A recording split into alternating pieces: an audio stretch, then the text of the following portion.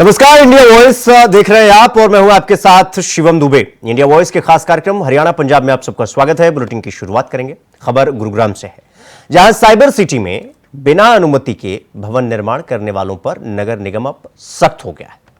नगर निगम के joint commissioner की अगर माने तो उनके पास इस तरह की 6 शिकायतें आई, जिनमें से 4 पर तो कार्रवाई की गई और 2 शिकायतों पर कार्रवाई करने की तैयारी शुरू कर दी गई।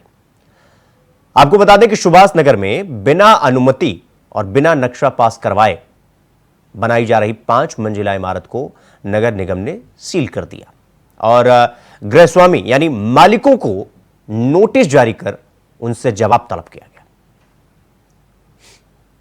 2 में जो मेन काम है वो चीफ इंजीनियर के देखरेख में उनको डायरेक्शन कमिश्नर साहब की तरफ से दी हुई है कि जहां भी अवैध निर्माण जो शब्द है आपका वो बड़ा एक जनरलाइज्ड वर्ड है।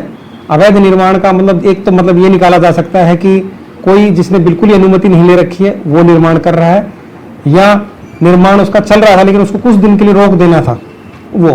तो जो निर्माण चल रहा था, जो नियमित अनुमति लेके कर रहे हैं, अपने जो सरकार से अनुमति लेके करते हैं अलग अलग विभागों से, उनके लिए इंजीनियर्स फील्ड में अपना सर्वे कर रहे हैं। जहां भी उनको ऐसा कोई करता हुआ दिखाई दे रहा है तो उनको रुकवा रहे हैं।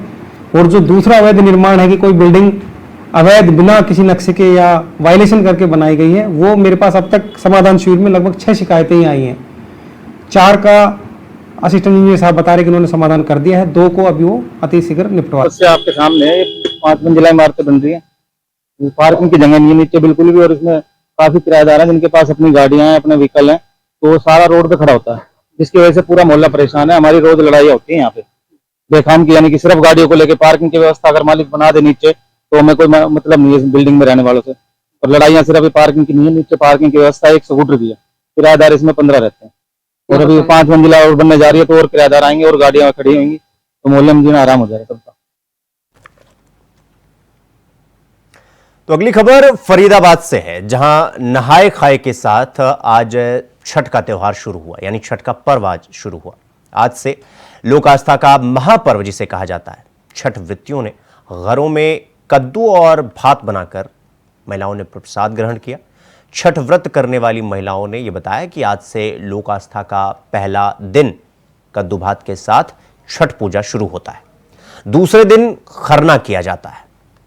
तीसरे दिन संध्या के समय घाट पर जाकर डूबते हुए सूर्य को अर्घ दिया जाता है। चौथे दिन उगते हुए सूर्य को अर्घ देकर इसका यानी इस पर्व का समापन किया जाता है। किया जाता है जिसको बालक नहीं हो रहा है तो छठ मैया का कहता है छठ मैया हमको बालक दे दो, छठ मैया देता है बालक, तो उसी के लिए शुभ करता है। जिसी का देह समांग में शरीर में कोई शरीर के दुख हो गया तो उसके लिए कहता है छठ मैया हमारे बच्चा ठीक हो जाए, हम करेंगे, जोड़ा शुभ करेंगे, एक करेंगे, नरियर लुटाएंगे, उसके लिए करता है। शंकर भगवान पार्वती से शुरू हुआ है, गणेश कार्तिक के लिए करता है। जैसे बिहार का यूपी के जाजे करता है। बिहान भेगे गंगा स्नान करते हैं, फिर गंगा स्नान हो करके फिर उस सुबह में आते हैं तो मट्टी लाते हैं, फिर नया चूल्हा बनाते हैं, घिया चावल सब बना करके जो अपना जो है फिर बना करके आज सब खाएंगे व्रत। फिर उसको सुबह कल खुना फिर सहेंगे, फिर रसिया बनाएंगे, खीर बनाएंगे, सोहारी बनाएंगे, फिर 10 बजे रात को फिर उसको खाएंगे, फिर सहेंगे। परसों फिर जाकर पहले अर्घ होगा, फिर फल फलूट लाएंगे, सूप लेकर के फिर गंगा जी में खड़ा होंगे। छठ जो है न मनाते हैं, अपना है लड़का है लड़की है उसको कबूलती होता है, सूप गचते हैं कि ये छठ मैया जो ये हमको बढ़िया हो जाएगा, आनंद से रहेंगे। तो पहले तो भैया दिवाली के सुबह से लहसुन प्याज सब बार देते हैं, ठीक है, गंगा नहा के आते हैं, अभी मट्टी लेके आते हैं, हाँ मट्टी ला के गंगा जल छिड़क के चूल्हा बनाते हैं। हाँ आज से जो बनाएंगे ना, जो बनाए हुआ चूल्हा पे कद्दू दाल भात यही खाएंगे आज, घिया का सब्जी और चावल दाल बना के यही खाएंगे आज। और कल है दिन भर उपवास रहेंगे, शाम को जाकर रात 9 बजे या 9:30 बजे करीब पूजा 10 बजे करके जब भी कुछ मीठा भोजन करेंगे, फिर कल दिन परसों दिन और रात ऐसे ही पानी में खड़ा रहेंगे। खीर बनता है, हाँ। चावल बनता है, थोड़ा परोठा। उसके बाद फिर चौथे दिन सुबह में अर्घ दे के आएंगे, पूजा पाठ करके फिर। अगली खबर फरीदाबाद से है, जहां 2 महीने में 8 लव जिहाद के मामले सामने आए, जिनमें से एक लड़की बालिग छोड़ दें अगर तो बाकी सभी जो लड़कियां हैं या बच्चियां हैं वो नाबालिग। ये आरोप हम नहीं, ये आरोप गायब हुई बच्चियों के परिवार वाले लगा रहे हैं। और सबसे हैरत की बात तो ये है कि लव जिहाद में फंसी सभी बच्चियां फरीदाबाद से गायब हैं, लेकिन पुलिस अभी तक किसी की भी बरामदगी या किसी आरोपी को गिरफ्तार नहीं कर पाई। इसको लेकर आज पीड़ित परिवारों के साथ हिंदू संगठन के कार्यकर्ता फरीदाबाद पुलिस कमिश्नर कार्यालय में उच्च अधिकारियों से मिलकर मामले की गंभीरता को देखते हुए बच्चियों की बरामदगी और आरोपियों की गिरफ्तारी की मांग करने के लिए ज्ञापन देने के लिए पहुंचे हुए थे, जहां पर एसपी सेंट्रल विष्णु प्रसाद ने पीड़ित परिवारों के साथ आए हिंदू संगठन के कार्यकर्ताओं की बात सुनी और मामले की गंभीरता को समझते हुए, इसे गंभीर तरीके से लेते हुए 8 मामले के संबंधित थाना प्रभारी को फोन मिलाकर इसमें त्वरित कार्रवाई करते हुए गायब हुई बच्चियों की बरामदगी के साथ साथ आरोपियों की गिरफ्तारी के आदेश दिए। कुछ हिंदू संगठन के लोग और कुछ अभिभावक पुलिस आयुक्त कार्यालय में किसी फरीदाबाद में आए थे, तो उनके द्वारा उनकी बच्चियों के गुमशुदगी के बारे में उनके द्वारा एफआईआर दर्ज कराई हुई है, जो जिनको पुलिस ट्रेस आउट कर रही है, अपने प्रयास कर रही है, परंतु उनके द्वारा कहा गया कि अब तक उनके बच्चे नहीं तलाश हुए हैं। तो जिस संबंध में वो सीपी साहब से मिलने आए थे, तो गैर मौजूदगी में वो एसीपी हेडक्वार्टर साहब से मिले, तो हेडक्वार्टर साहब ने उनको आश्वासन दिया है कि पुलिस इस मामले में गहराई से जांच कर रही है और जल्द प्रयास करके उन गुमशुदा बच्चे को तलाश किया जाएगा। ऐसा पुलिस के संज्ञान में भी नहीं आया है और ऐसी कोई बात भी नहीं है। पुलिस जांच कर रही है, जांच में जो सामने आएगा वो तथ्य आपको बता दिए जाएंगे। परंतु इस मामले में जो एफआईआर आपने मुझे बताई है, तो उसमें एफआईआर के बारे में जो खेड़ीपुर थाने की है उसमें मैंने पता किया है, तो जो लड़की है उसने हिंदू लड़के से शादी की है और उसको पुलिस ने बरामद भी कर लिया है और उस संबंध में वो उसका मेडिकल कराएंगे।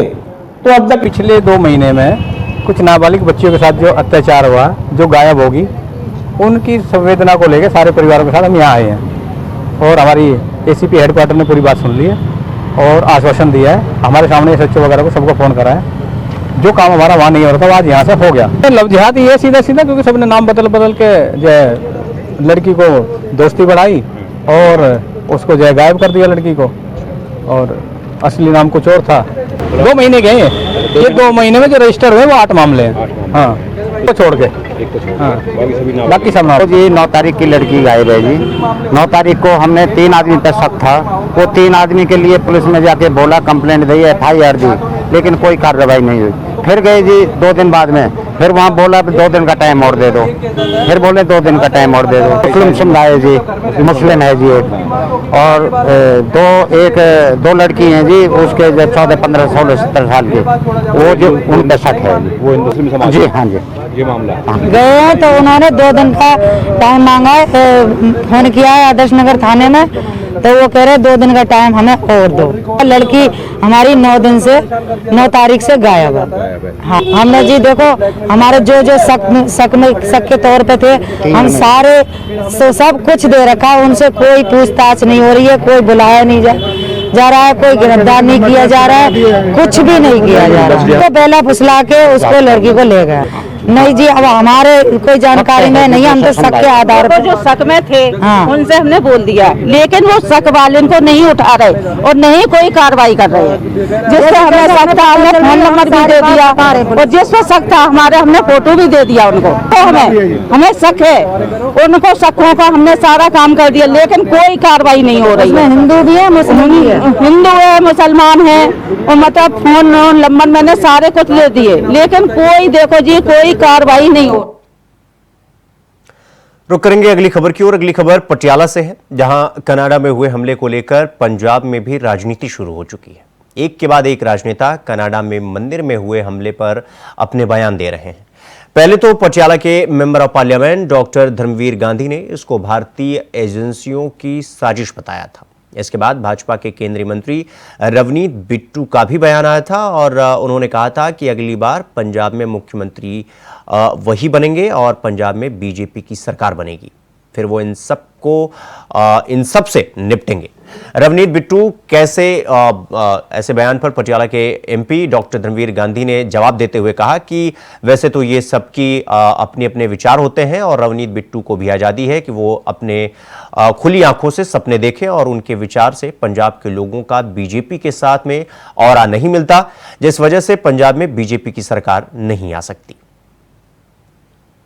विचार है जेकर आज़ादी है अपने सुपने बुनने की, उन्होंने साकार करने की, तो बिट्टू साहब ने भी आज़ादी हैगी है। पर एक गल मैं कह सकदा कि जी पंजाब की मिट्टी हैगी है ये भाजपा के साजगार नहीं हैगी है। पंजाब का भाजपा ना करूरा नहीं मिलता हैगा। पंजाबी सर्वसांझी वालता के प्रतीक है। पंजाबी मानस की जात सभ्य एक पहचान बोधे अनुयायी हैगे है, बाबे नानक दे मतलब शिष्य हैगे है। सो पंजाब का जिहड़ा साझा विरसा है, विरासत हैगी है, जिहड़ी पंजाब की खूबी हैगी है कि पंजाब सब का साझा, पंजाब सर्वसांझी वालता वाला पंजाब हमेशा पंजाब चलन रहा है समाज का। सो इस चलन विच जिहड़ी फिरकू राजनीति हैगी है, धर्म के नाँ ते राजनीति है, मंदिर मस्जिद की राजनीति है, तो उहदे वास्ते कोई थां नहीं हैगी है। बाकी बिट्टू का मेरे दोस्त ने हैगा, बड़ी अजी लम्मा समा लोक सभा 5 साल इकट्ठे गुजारे ने, वो मेरी बहुत इज्जत करते, मैं उन्हें इज्जत करदा बतौर इंसान भी ते बतौर मतलब एक साथी होने के नाते। पर जिद तक सियासी उन्होंने अपनी विचारों की गल है, मैं उन्होंने जो उन्होंने विचारधारा अपनाई हैगी है उसका मैं कट्टर विरोधी है और मैं उन्होंने इस बयान इस ते मैं टिप्पणी करना नहीं चाहता, क्योंकि हर एक बंदे को हक है कि अपना सुपना पाले तो अपने सुपने को साकार करने वास्ते यतनशील हो। मेरे हिंदुस्तान के समाज बारे अपने सुपने हैं, धर्म निरपक्षता, जमहूरीयत, संविधान ते कॉरपोरेट का जो गलबा खत्म करना, ये मेरे सुपने हैगे है। धर्म ते जिहड़ी आधारत सियासत करनी हैगी, मंदिर मस्जिद की सियासत करनी, लोगों ने आपस में पाड़ना, घट गिनती अत्याचार करने, ये भाजपा की। अगली खबर पटियाला से है, जहां शिरोमणि अकाली दल कार्यकर्ताओं ने किसानों के हक में पटियाला डीसी दफ्तर का घेराव कर धरना प्रदर्शन किया। अकाली वर्ग कार्यकर्ताओं ने बताया कि केंद्र सरकार और पंजाब सरकार की मिली भगत के कारण आज पंजाब किसी संकट का मोहताज नहीं रहा है और पिछले 15-20 दिनों से धान की फसल मंडियों में बिखरी पड़ी हुई है, जिसकी लिफ्टिंग नहीं हो पा रही है, जिसकी सरकार खरीद कर रही है, बाद में वो खरीद को कैंसिल भी किया जा रहा है। इस तरह सरकार हर मापदंड किसानों के साथ अपना रही है। आपदे विच केंद्र सरकार ते पंजाब दी सरकार ने रल के किसानों की लुट मचाई हुई है। किसानों की फसल मंडियां च रुड़ी है, 20-25 दिन तो लगातार देख रहे हैं उन्हों की फसल की चुकाई नहीं हो रही और जिहड़ी बोली लगती है उन्होंने भी रिजेक्ट कर दिते जाते हैं। दौन पिंड दे विच, दौन कलां दे विच कल की गल है, उत्थे भी जिहड़ी इंस्पैक्टर बोली ला के आए सी उन्होंने रिजेक्ट कर दिता गया और ਜਿਹੜੇ ਸ਼ੈਲਰ ਮਾਲਕ ਨੇ ਉਹ ਸ਼ੈਲਰਾਂ ਦੇ ਵਿੱਚ ਜੀਰੀ ਰਵਾਉਣ ਵਾਸਤੇ ਲੋਕਾਂ ਤੋਂ ਜਿਹੜੇ ਆੜ੍ਹਤੀਆਂ ਉਹਨਾਂ ਤੋਂ ਪੈਸਿਆਂ ਦੀ ਮੰਗ ਕਰਦੇ ਆ ਔਰ ਜਿਹੜੀ ਸਰਕਾਰ ਇਸ ਪਾਸੇ ਵੱਲ ਬਿਲਕੁਲ ਧਿਆਨ ਨਹੀਂ ਦੇ ਰਹੀ। ਲੋਕਾਂ ਦੀ ਜਿਹੜੇ ਪਰਾਲੀ ਨੂੰ ਅੱਗ ਲੱਗਦੀ ਹੈ ਉਹਦੇ ਬਾਰੇ ਤਾਂ ਜਾ ਕੇ ਪਰਚੇ ਦਰਜ ਕਰਨੇ ਸ਼ੁਰੂ ਕਰ ਦਿੰਦੇ ਨੇ, ਪਰ ਜਿਹੜੇ ਕਿਸਾਨਾਂ ਦੀ ਲੁੱਟ ਕਰ ਰਹੇ ਆ ਉਹਨਾਂ ਬਾਰੇ ਕਿਸੇ ਦਾ ਵੀ ਕੋਈ ਧਿਆਨ ਨਹੀਂ ਹੈਗਾ। ਇਸ ਵਾਸਤੇ ਸ਼੍ਰੋਮਣੀ ਅਕਾਲੀ ਦਲ ਜੋ ਲੋਕ ਸੰਘਰਸ਼ ਨਿਕਲੀ ਹੋਈ ਪਾਰਟੀ ਹੈ 100 साल तो पंजाब की पंथ की ते पंजाबी लड़ाई लड़ती आ रही है। एक बार फिर जो पंजाब के लोग चूक करके 92 सीटां जिता के जो पंजाब विरोधी धिर विधान सभा च बाड़ी है तो उन्होंने अपने मनसूबे जाहिर करते कि अज 20 दिनों तो किसान पंजाब दी मंडियां च रुड़ रहा है, खादां की सप्लाई नहीं मिली, जिहड़ी चीज़ तो बिकनी चाहिए है बिक नहीं रही, जिहड़ी मिलण दा हक बनदा इस किसान का अज वो ब्लैक च भी नहीं मिल रही है। ये मनसूबा केवल पंजाब सरकार का नहीं है, केंद्र सरकार सेंटर की पंजाब सरकार की मिली भुगत नाल ये काले बिल जिहड़ा आपां कहने हैं कि आपां 70-700 किसानों की शहीदी तो बाद गोडा रख के छाती से कैंसर करा ली सी, मैनूं नहीं लगता वो बिल कैंसल होए ने। वो बिलों ही लागू करने दे पड़दे पिछे मनसूबे ने केंद्र सरकार के मान साहब दे ते मोदी साहब की मिली भुगत नाल अज पंजाब की नस्लों की इन्होंने नस्लकुशी 40 साल पहला दिल्ली च दंगे करके दिखाती सी, जेनोसाइड करके। तो खबर पठानकोट से है, जहां शिरोमणि अकाली दल की ओर से आज किसानों के हक में पूरे पंजाब में पंजाब सरकार और केंद्र सरकार के खिलाफ प्रदर्शन किया गया, जिसका कारण है पिछले लंबे समय से किसान अलग अलग जगह पर अपनी मांगों को लेकर सरकार के खिलाफ प्रदर्शन कर रहे हैं। मंडियों में किसानों को आ रही दिक्कत और धान की फसल मंडियों में न उठाए जाने पर किसानों को लग रहे नुकसान को लेकर प्रदर्शन किया गया। और यही नहीं, किसानों के साथ जो पंजाब सरकार और केंद्र सरकार की ओर से धक्केशाही की जा रही है, उसको लेकर केंद्र सरकार और पंजाब सरकार के खिलाफ शिरोमणि अकाली दल के जिला प्रधान सुरेंद्र सिंह मिंटू की रहनुमाई में यह प्रदर्शन किया गया। इदा धरना जिहड़ा वै पंजाब सरकार दी जिहड़ी इस टाइम किसानां दे विरोधी जिहड़ी झोने दी खरीद नूं लैके केंद्र सरकार नाल मिल के जो पंजाब नाल षडयंत्र रचिया जा रहा है, ਇਹ ਜਿਹੜਾ ਕਿ ਕਿਸਾਨਾਂ ਨੇ ਆਪਣਾ ਪਿੱਛੇ ਜਿਹੜੇ 3 ਕਾਨੂੰਨ ਪਾਸ ਹੋਏ ਸੀ, ਉਹ 3 ਕਾਨੂੰਨ ਜਿਹੜੇ ਸੀਗੇ ਉਹ ਨਹੀਂ ਮੰਨੇ ਗਏ। ਕਿਸਾਨਾਂ ਨੇ 1 ਸਾਲ ਤੋਂ ਵੱਧ ਟਾਈਮ ਜਿਹੜਾ ਵਾ ਦਿੱਲੀ ਬਾਰਡਰ ਨੂੰ ਘੇਰ ਕੇ ਰੱਖਿਆ ਔਰ ਕਿਸਾਨ ਉਹਨਾਂ ਨੇ ਉਹ ਨਹੀਂ ਮੰਨੇ। ਲੇਕਿਨ ਅੱਜ ਕੇਂਦਰ ਸਰਕਾਰ ਡਾਇਰੈਕਟਲੀ ਨਹੀਂ, ਇਨਡਾਇਰੈਕਟਲੀ ਪੰਜਾਬ ਸਰਕਾਰ ਦੇ ਨਾਲ ਰਲ ਕੇ ਕਿਸਾਨਾਂ ਦੀ ਜਿਹੜੀ ਇਸ ਟਾਈਮ ਜਿਹੜੀ ਖਰੀਦ ਹੈ ਮੰਡੀਆਂ 'ਚ ਜਿਹੜੀ ਪ੍ਰੋਪਰ ਖਰੀਦ ਹੋਣੀ ਚਾਹੀਦੀ ਸੀਗੀ, ਉਹਨੂੰ ਖਰੀਦ ਨਹੀਂ ਕਰ ਰਹੀ। ਉਹ ਕਿਸਾਨਾਂ ਨੂੰ ਮਜਬੂਰ ਕਰਦੀ ਪਈ ਹੈ ਕਿ ਕਿਸਾਨ ਜਿਹੜੇ ਆ ਆਪਣਾ ਜਿਹੜੀ ਆਪਣੀ ਫਸਲ ਆ ਉਹ ਜਾ ਕੇ ਪ੍ਰਾਈਵੇਟ ਮੰਡੀਆਂ 'ਚ ਵੇਚਣ। ਉਹ ਇਨਡਾਇਰੈਕਟ ਵੇ ਨਾਲ ਪੰਜਾਬ ਦੀਆਂ ਮੰਡੀਆਂ ਨੂੰ ਖਤਮ ਕਰਦੇ ਪਏ ਨੇ। ਔਰ ਜਿਹੜੀ ਕਿਸਾਨਾਂ ਨਾਲ ਇਸ ਟਾਈਮ ਜਿਹੜਾ ਧੱਕੇਸ਼ਾਹੀ ਹੋ ਰਹੀ ਹੈ, ਔਰ ਪਿਛਲੇ 20-25 ਦਿਨਾਂ ਤੋਂ ਕਿਸਾਨ ਆਪਣੀ ਝੋਨੇ ਦੀ ਫਸਲ ਲੈ ਕੇ ਉੱਥੇ ਬੈਠੇ ਨੇ ਔਰ ਉੱਥੇ ਮੰਡੀਆਂ ਦੇ ਵਿੱਚ ਰੱਖਣ ਨੂੰ ਥਾਂ ਤੱਕ ਨਹੀਂ ਆ। ਮगर ਉੱਥੇ ਜਿਹੜੇ ਹਾਲਾਤ ਬਣਦੇ ਜਾ ਰਹੇ ਨੇ, ਨਾ ਤਾਂ ਉੱਥੋਂ ਪੰਜਾਬ ਸਰਕਾਰ ਕੋਈ ਉਹਨਾਂ ਦੀ ਪਾਲਿਸੀ ਆ, ਨਾ ਕੋਈ ਇਹੋ ਜਿਹੀ ਸਕੀਮ ਹੈ ਜਿਸ ਦੇ ਨਾਲ ਕਿ ਜ਼ਿਲ੍ਹਾ ਪ੍ਰਧਾਨ ਜੀ ਨੇ ਤੁਹਾਨੂੰ ਦੱਸਿਆ ਹੈ ਕਿ ਪੰਜਾਬ ਦੀ ਕਿਸਾਨੀ, ਪੰਜਾਬ ਦੀ ਵਿਰਾਸਤ ਨਾਲ ਧੱਕਾ ਹੋ ਰਿਹਾ ਹੈ ਤੇ ਅਕਾਲੀ ਦਲ ਜਿਹੜਾ ਹੈ ਉਹ ਮਾਂ ਪਾਰਟੀ ਪੰਜਾਬ ਦੀ ਹੋਣ ਕਾਰਨ ਆਪਣੀ ਜ਼ਿੰਮੇਵਾਰੀ ਪੂਰੀ ਕਰਦੇ ਹੋਏ ਚੁੱਪ ਨਹੀਂ ਰਹਿ ਸਕਦਾ ਔਰ ਪੂਰੀ ਤਰ੍ਹਾਂ ਤੇ ਪੰਜਾਬ ਦੇ ਅੰਦਰ ਪ੍ਰਦਰਸ਼ਨ ਕਰੇਗਾ।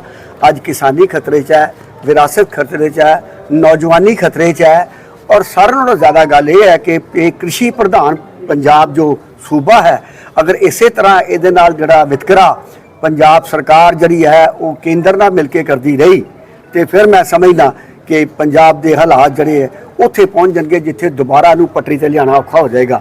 श्रोमणी अकाली दल अपनी पूरी जिम्मेदारी जी इस गल की लैंदा और अज का प्रदर्शन नहीं बल्कि आने वाले समय।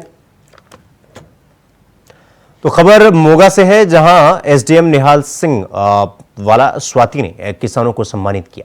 आपको बता दें कि पंजाब में पराली को आग लगाने के मामले लगातार बढ़ते जा रहे हैं। मोगा जिले में 124 किसानों पर पराली को आग लगाने के कारण उन पर मामले दर्ज किए गए और उनसे जुर्माना भी लिया गया। तो वहीं जिले के कस्बा निहाल सिंह वाला के एसडीएम स्वाति ने कस्बे के 3 गांवों के उन किसानों को सम्मानित किया जिन किसानों ने अपने खेतों में पराली को आग नहीं लगाई। एसडीएम स्वाति ने बताया कि हम पिछले 2 महीनों से किसानों के संपर्क में हैं और किसानों को पराली को आग न लगाने की अपील भी कर रहे हैं। हम किसानों के घरों पर जा रहे हैं और आज हमने 3 गांवों का दौरा किया और जिन किसानों ने पराली को आग नहीं लगाई, पराली को उन्होंने नहीं जलाया, उन किसानों को सम्मानित किया जा रहा है ताकि वो दूसरे किसानों को भी अच्छा संदेश दे सके। 16 ਤੋਂ ਸ਼ੁਰੂ ਕੀਤਾ ਸੀਗਾ ਜੀ ਪਰਾਲੀ ਅੱਗ ਨਾ ਲਾਉਣ ਦਾ ਜਿਹੜਾ ਮਨ ਬਣਾਇਆ ਵੀ ਸ਼ੁਰੂ ਚ ਅੱਧੀ ਲਾਈ, ਫਿਰ ਹੌਲੀ ਹੌਲੀ 2016-17 ਵਾਲੇ ਸੀਜ਼ਨ ਤੋਂ ਬਾਅਦ ਕਦੇ ਵੀ ਅੱਗ ਨਹੀਂ ਲਾਈ। ਸਾਰੀ ਪਰਾਲੀ ਮਲਚਿੰਗ ਕਰਕੇ ਵਿੱਚ ਹੀ ਪਲਾਅ ਕਰ ਦਿੰਦੇ ਜੀ। ਅਸੀਂ ਟੋਟਲ ਆਲੂ ਦੀ ਖੇਤੀ ਕਰਦੇ ਹਾਂ, ਕੋਈ ਸਾਨੂੰ ਪ੍ਰੋਬਲਮ ਨਹੀਂ ਆ ਰਹੀ। ਥੋੜੀਆਂ ਮੁਸ਼ਕਲਾਂ ਪਹਿਲਾਂ ਚ ਆਈਆਂ, ਹੁਣ ਕੋਈ ਦਿੱਕਤ ਨਹੀਂ ਆਉਂਦੀ ਜੀ ਪਰਾਲੀ ਤੇ। ਬਹੁਤ ਸਾਰੇ ਸ਼ੁਰੂ ਚ ਜਦੋਂ ਕੋਈ ਵੀ ਕਿਸਾਨ ਆ ਸੀ ਵੀ ਜਦੋਂ ਅੱਗ ਲਾਉਂਦੇ ਹੁੰਦੇ ਸਾਨੂੰ ਐਂ ਲੱਗਦਾ ਬਹੁਤ ਔਖਾ ਕੰਮ ਆ। ਜਿਹੜੀਆਂ ਸਰਕਾਰ ਵੱਲੋਂ ਸਬਸਿਡੀ ਵੀ ਸਹੂਲਤ ਸੀ ਉਹ ਦਿੱਤੀ ਗਈ ਆ, ਅਸੀਂ ਉਹਦੀ ਵਰਤੋਂ ਕੀਤੀ ਆ। ਜਿਹੜੀ ਮਸ਼ੀਨਰੀ ਸਾਨੂੰ ਦਿੱਤੀ ਹੈਗੀ ਆ, ਅਸੀਂ ਪਿਛਲੇ 5-7 ਸਾਲ ਤੋਂ ਬਿਲਕੁਲ ਅੱਗ ਨਹੀਂ ਲਾਈ। ਇਹ ਨਹੀਂ ਇਸ ਵਾਰ ਨਹੀਂ ਲਾਈ, ਪਿਛਲੇ 7 ਸਾਲਾਂ ਤੋਂ ਬਿਲਕੁਲ ਅੱਗ ਨਹੀਂ ਲਾਈ। ਅਸੀਂ ਸਾਰੇ ਜਿਹੜੀ ਹੈਗੀ ਆ ਪਰਾਲੀ ਆਲੂ ਵਾਲੀ ਦੇ ਵਿੱਚ ਵੀ ਵਿੱਚੇ ਖਪਤ ਕੀਤੀ ਹੈ, ਕਣਕ ਦੇ ਵਿੱਚ ਵੀ ਵਿੱਚੇ ਖਤਮ ਕੀਤੀ ਹੈ। ਟੋਟਲੀ ਸਾਰਾ ਖੇਤ ਜਿਹੜਾ ਹੈਗਾ ਮਲਚਰ ਕਰਕੇ ਉਹਨੂੰ ਤੋਂ 7 ਸਾਲ ਤੋਂ ਤਕਰੀਬਨ ਅਸੀਂ ਅੱਗ ਨਹੀਂ ਲਾਉਂਦੇ।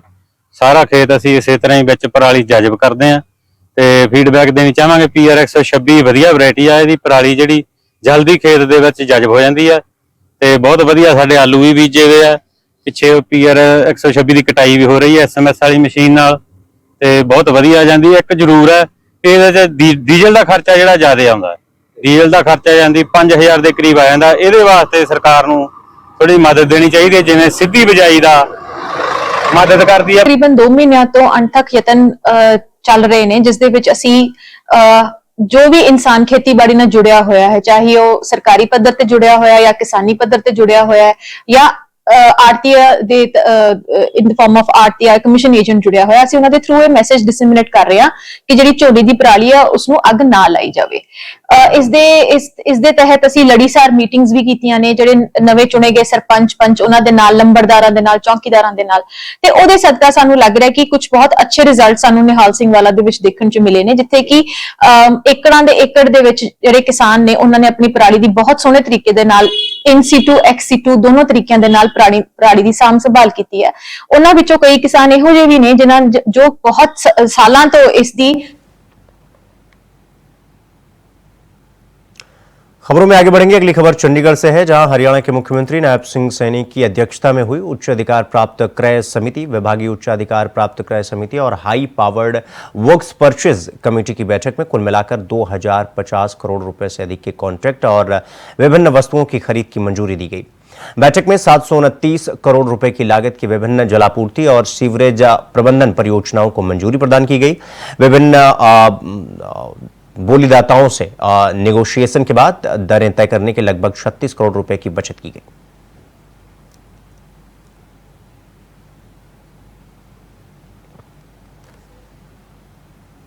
तो खबर चंडीगढ़ से है, जहां हरियाणा सरकार के चलते पराली जलाने की घटनाओं में बड़ी गिरावट आई है। हरियाणा में आदमी की कुल 857 घटनाएं हुई हैं, जिनकी जांच करने पर यह पता चलता है कि 558 मामले पराली में आग लगाने के थे। पराली जलाने को लेकर सरकार ने 273 एफआईआर दर्ज की है। 353 मामलों में जुर्माना भी लगाया है। हरियाणा में खाद साउथ अफ्रीका से मंगवाया जाता है। 2 साल पहले इसका ऑर्डर देना पड़ता है और कई बार उत्पादन स्तर पर कुछ दिक्कतें आ जाती हैं, जिसके चलते फसलों की आपूर्ति में थोड़ी देर हो जाती है।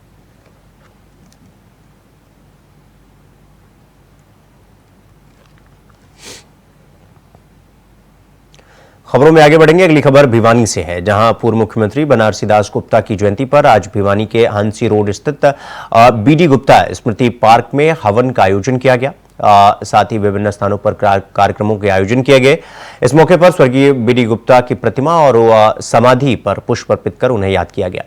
इस मौके पर बनारसी दास गुप्ता फाउंडेशन के अध्यक्ष और उनके पुत्र अजय गुप्ता ने कहा कि उनके पिता स्वर्गीय बनारसी दास गुप्ता समाज सेवा और क्षेत्र का विकास करने के लिए राजनीति में आए थे।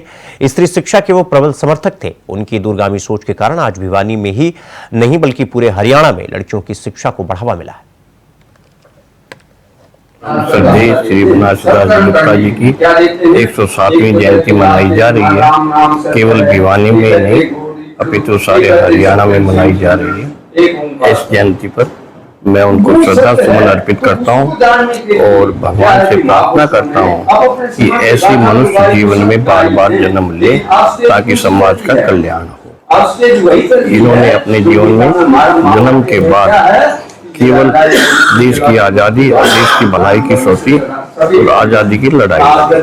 आज़ादी की लड़ाई के बाद जेल हुई, जेल से छूटने के बाद समाज सेवा में पे हम एक हवन का आयोजन करते हैं। उसका उद्देश्य यही है कि बाबूजी के जो विचार हैं लोगों को जुड़ाव हो, बाबूजी लोगों को पता लगे, जो नई अपनी पीढ़ी है उसको विशेषकर इसका ज्ञान हो। और शिक्षण संस्थाओं में भी हम माल्यार्पण का प्रोग्राम करते हैं ताकि जो नई पीढ़ी है, नए युवा हैं, उनको बाबूजी के विचार आचार जो बाबूजी के जिन सिद्धांतों पे चले उनके बारे में जानकारी हो, ताकि लोगों को हम प्रेरणा दे सके कि वो लोग भी इसको अपनाएं। उन्होंने हमेशा ही विकास, एक तो वो निस्वार्थ भाव से सेवा का कार्य करते थे। उन्होंने कभी भी किसी में कोई ना ही पद की लालसा और ना। सबसे पहले तो श्री बनारसी दास गुप्त मेरे गुरु जी को प्रणाम करता हूँ और मैं एक विशेष रूप से बात बताना चाहता हूं कि बनारसी दास गुप्त केवल एक राजनीतिज्ञ ना होकर के बहु प्रतिभा के स्वामी थे। उनके अंदर अनेकों प्रतिभाएं थी और जिस आदर्श कॉलेज के अंदर आज हमें ये जयंती मनाई, ये उन्हीं की देन है। पूरे हरियाणा के अंदर महिलाओं को शिक्षा के उत्थान में जो गुप्ता जी का योगदान रहा, उन्होंने महिला उत्थान के लिए शिक्षा पर विशेष बल दिया। मुख्यमंत्री और उप मुख्यमंत्री होते हुए उन्होंने अनेकों महिलाओं के विद्यालय खोले और सीनियर सेकेंडरी और कॉलेज तक के प्रोग्राम बनाए। इस महाविद्यालय के अंदर एक एक ईंट पर अगर बनारसी दास गुप्ता का नाम लिखा जाए तो कोई अतिशयोक्ति नहीं होगी। और मैं ये कहना चाहता हूं कि वे जाति पाति और धर्म से बहुत ऊंचे थे, बहुत ज्यादा उनके अंदर हर जाति का सम्मान था, हर व्यक्ति का छोटे का ज्यादा बल्कि बड़े का कम सम्मान करते थे, सम्मान सभी का करते थे। आज का दिन बहुत पावन दिन है जब आज से 107 वर्ष पूर्व सन 1917 में परमादरणीय श्री बनारसी दास जी गुप्त का जन्म हुआ मानेरू गांव में, और उन्होंने अपना सारा जीवन संघर्ष में जीवन रखा। हर बात के लिए संघर्ष करते रहे और वो जो संघर्ष उन्होंने किया उस संघर्ष में महिला शिक्षा भी एक शामिल थी। उस समय एक ऐसा समय होता था जब महिलाओं को शिक्षा के लिए इस क्षेत्र के लोग को एजुकेशन में नहीं पढ़ाना चाहते थे, तो उन्होंने उनके साथ अपने साथियों के साथ मिलकर एक चिंतन किया और 1969 में एक सोसाइटी बनाई और 70 से इस महाविद्यालय की स्थापना की, जो पहले एक धर्मशाला में चलता था, बाद में 71-72 में यहाँ आ गया। और तो हरियाणा पंजाब में फिलहाल अभी के लिए बस इतना ही। देश और दुनिया की तमाम खबरों को देखने के लिए देखते रहिए इंडिया वॉइस। नमस्कार।